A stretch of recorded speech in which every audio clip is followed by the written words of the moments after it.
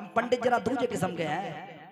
हाँ, जो अपने धर्म की बदनामी करे या अपने देवी देवताओं को गाली दे तो तुरंत मारो, चाहे खुद पिट जाओ, बाद में कोई दिक्कत नहीं, लेकिन पहला रसीद कान पे कर दो।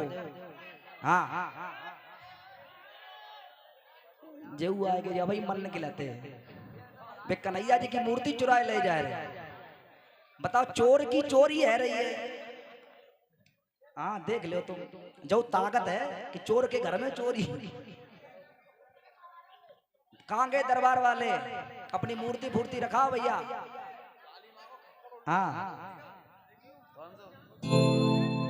आइए अब सुनिए गीत को। देखिए, एक फौजी अपने घर से विदा लेता है सरहद पे जाने के लिए। पास में बीवी खड़ी है। जरा ध्यान से सोचना, ये सोचना कि हाँ पंडित जी क्या कह रहे हैं। फौजी निकल रहा है, दरवाजे पर बीवी खड़ी है, एक छोटा सा बच्चा खड़ा है। अब मां सबसे पहले खड़ी है। फौजी ने बैग उठाया, बैग को जब उठाया, अपनी मां के चरणों को जैसे ही छूना चाहा, मां पीछे हट गई। आज वो फौजी रोने लगा, कहा मां तूने ऐसा कभी नहीं किया जैसा आज कर रही है। अरे मैं ये जानता हूं कि अगर मां के चरणों को छू के कोई निकल जाए तो मौत भी उसको छूती नहीं है, लेकिन मां तुम आज मुझसे पैर क्यों नहीं छुलवा रही हो? क्योंकि प्यारे फौजियों का कोई पता नहीं, बेचारे जाएं और लौट के आए या नहीं आए, ये जिंदगी है। और प्यारे उन्हीं की वजह से हम लोग आज यहां सुरक्षित हैं। आज जब फौजी ने पैर छूना चाहा तो मां पीछे हट गई और फौजी ने हाथ जोड़ के रोकर बोला, मां क्या बात हो गई? मुझसे कुछ गलती हो गई हो तो मुझे मार ले, मुझे पीट ले, लेकिन मां ये अपराध मुझसे क्यों करवा रही है? मैं जब तक तेरे पैर नहीं छूंगा तब तक जाऊंगा नहीं, और जाऊंगा नहीं तो तेरा कर्ज भी चुका नहीं सकता, और उस मां का कर्ज भी मुझ पर मरते दम तक चढ़ा रहेगा। तो आज वो मां रोकर बोली कि मैं तुझसे आज कुछ मांगना चाहती हूँ।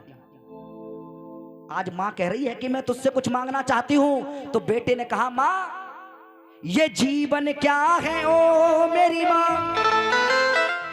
तू कह दे खाल उतरवा दूं। ये जीवन क्या चीज है? ये जीवन क्या है मेरी मां, तू कह दे खाल उतरवा दूं, और खाल उतरवा के मैया चरणों में चप्पल बनवा। मैया अगर तू चाहे तो क्या मांग रही है? मेरी ये जिंदगी ले ले, अपने चरणों में मेरी खाल की चप्पल बनवा ले, लेकिन मुझसे नाराज मत हो। ऐसा बेटा होना चाहिए। एक बार ऐसे बेटे के लिए जोरदार तालियां बजाइए। आज जब ये बात कही तो वो माँ हाथ पकड़ के अपने बेटे का कहने लगी, मुझे ये नहीं चाहिए। बोला फिर क्या चाहिए? तो कहा कि टाइगर हिल पे जाके और तिरंगा लगाना। मैं सिर्फ इतना चाहती हूँ कि टाइगर हिल पे जाके तिरंगा लगाना, और सुन, हंस हंस के गोली बेटा सीने पे खाना, पर पीठ ना दिखाना बेटा, पीठ ना दिखाना। गोली सीने पे खा लेना लेकिन पीठ मत दिखाना। एक बार हमारे भैया के लिए जोरदार तालियां बजाइए। अब देखिए, वो मां कह रही है कि अगर मैंने गोली तेरे पीठ पे लगी देख ली तो मैं साफ मना कर दूंगी, ये मेरी औलाद नहीं हो सकती, क्योंकि मेरी औलाद तो वो है जो कभी पीठ दिखाती नहीं। आई अब वो मां कह रही है, अरे पीठ ना दिखाना बेटा, पीठ ना दिखाना, पीठ ना दिखाना बेटा, पीठ ना दिखाना। अरे हंस हंस के गोली बेटा सीने पे खाना, हंस हंस के गोली बेटा सीने पे खाना। अरे पीठ ना दिखाना बेटा, पीठ ना दिखाना, पीठ ना दिखाना बेटा, पीठ ना दिखाना। अब देखिए, उस मां ने कहा पीठ मत दिखाना। क्यों? तेरे पिता भी मैंने कारगिल को पठाए, सिंदूर मिट गया ना लौट के आए, सिंदूर मिट गया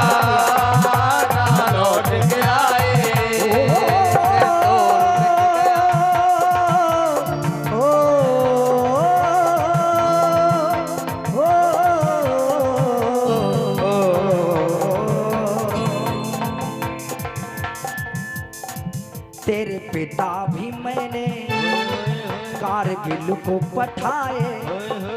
वो माँ कह रही है कि मुझे वो दिन याद भी याद है जब तू छोटा था तो मैंने तेरे पिताजी का तिलक करके सरहद पर भेजा था। तू गोदी में था, लेकिन कुछ दिनों बाद तेरे पिता लौट के नहीं आए, उनकी डेड बॉडी आई। लेकिन मुझे दुख नहीं हुआ, मुझे दुख नहीं हुआ क्योंकि तू मेरी गोदी में था, क्योंकि तू एक है। अगर मेरे 1000 लाल होते तब भी मैं इस भारत माँ के ऊपर कुर्बान कर देती। आज वो माँ कहने लगी तेरे पिता भी मैंने कारगिल को पठाए, सिंदूर मिट गया ना लौट के आए। सिंदूर मिट गया ना लौट के आए। और मैं तुझसे कुछ नहीं मांग रही, मैं तुझसे कुछ मांग नहीं रही, लेकिन इतना याद रखना मेरे दूध के बेटे कर्ज को चुकाना। लोग ये कहते हैं कि माँ के दूध का कर्जा कभी चुकता नहीं, लेकिन मैं तुझे अपने दूध के कर्ज से आजाद कर रही हूँ, लेकिन भारत माँ की सेवा करना।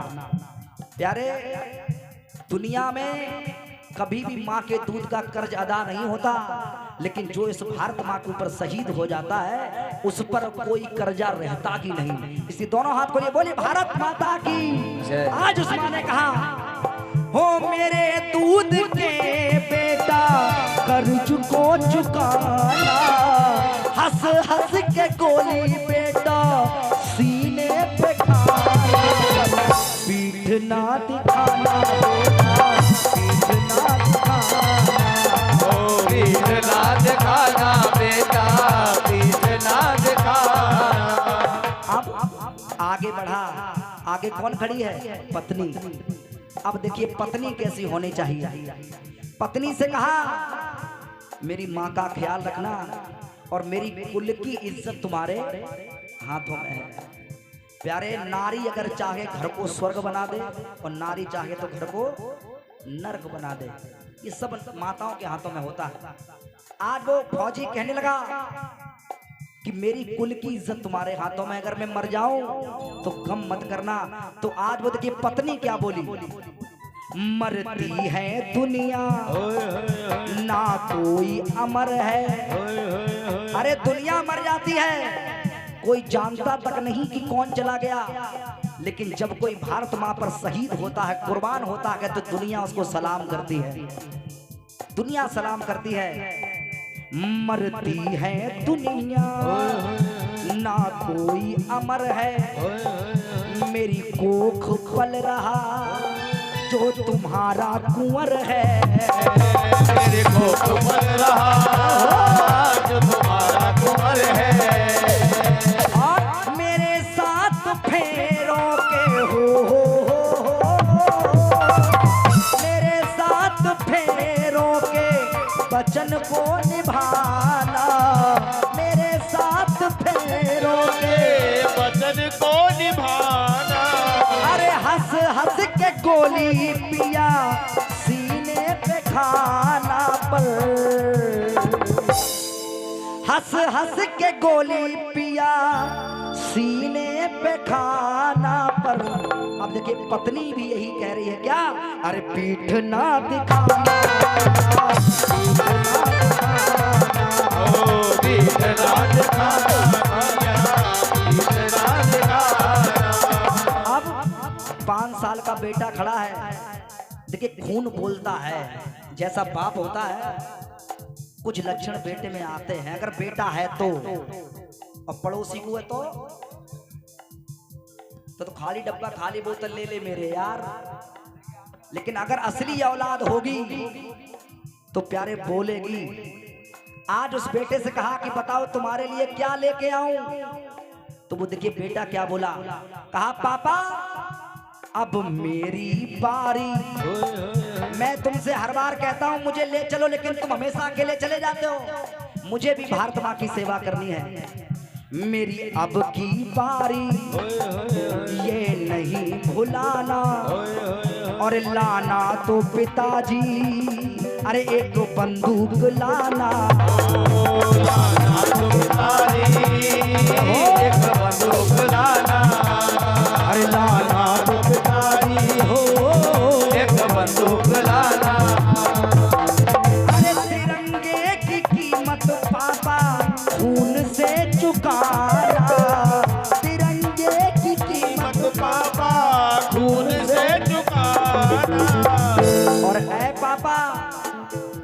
कुछ मत लाला, कितना याद रखना, क्योंकि प्यारे जैसी माँ होती है बच्चा सीखता है। माँ ने कुछ नहीं मांगा तो बेटे ने भी कुछ नहीं मांगा, यही कहा अरे तिरंगे की कीमत पापा खून से चुकाना, और हंस हंस के गोली पापा सीने पे खाना, पीठ ना दिखाना पापा, पीठ ना दिखाना, पीठ ना दिखाना पापा, पीठ ना दिखाना। बिल्कुल अंतिम बात। अब देखिए जब पूरे परिवार को देखा तो फौजी रोने लगा। बड़े नसीब वाले होते हैं जिनको ऐसा परिवार मिलता है, वरना ऐसा परिवार कहाँ मिलता है, परिवार ऐसा मिलता नहीं है। आज अपनी बीवी के हाथ जोड़कर वो फौजी कहने लगा, कहा विधवा ना होती है शहीदों की नारी, प्यारी तुम ना पहनना विधवा वाली साड़ी, प्यारी तुम ना पहनना विधवा वाली साड़ी। वो फौजी रोने लगा और ये कहा कि मैंने तुम्हें हमेशा सजा बजा देखा है, मैंने हमेशा तुम्हें 16 श्रृंगार में देखा है, तो मेरी बस इतनी इच्छा है कि जब मेरी डेड बॉडी घर पे आए, अगर मैं मर जाऊं, मेरी लाश जब घर पे आए तो मेरे सामने चूड़ी उड़ी फोड़ के मत आना, मेरे सामने रो के मत आना, मेरी लाश पड़ी हो तो जब भी आना तो मुस्कुरा के आना, क्योंकि मैं तुम्हें रोता हुआ देख नहीं सकता। क्यों? क्योंकि अरे पति पत्नी में वो प्रेम होता है जो दुनिया में कहीं नहीं होता। आजकल प्रेम है लेकिन बनावटी ज्यादा है, लेकिन जहां सच्चा प्रेम होता है तो प्यारे अगर पति को ठोकर लग जाए तो पत्नी को पता लग जाता है। राम जी जब केवट के यहाँ से जा रहे थे तो उनके मन में सिर्फ इच्छा हुई कि मैं इसको उतराई में क्या दे दूं, तो जानकी मैया ने सी अपिय की ही जानन हारी। प्यारे पत्नी वही होती है जो पति के मन की बात जान ले। आज फौजी रोकर बोला कि मैंने तुम्हें हमेशा सजा बजा देखा है, 16 श्रृंगार में देखा है, और मेरी जब डेड बॉडी आए तो सफेद साड़ी पहन के मत आना। विधवा ना होती, विधवा नहीं होती शहीदों की नारी। जो लोग ये कहते हैं विधवा हो जाती, बिल्कुल नहीं, शहीदों की नारी विधवा नहीं होती, वो तो सदवा हो जाते हैं। विधवा ना होती, अरे हैं शहीदों की नारी, प्यारी तुम ना पहनना वो विधवा वाली साड़ी, प्यारी तुम ना पहनना विधवा वाली साड़ी।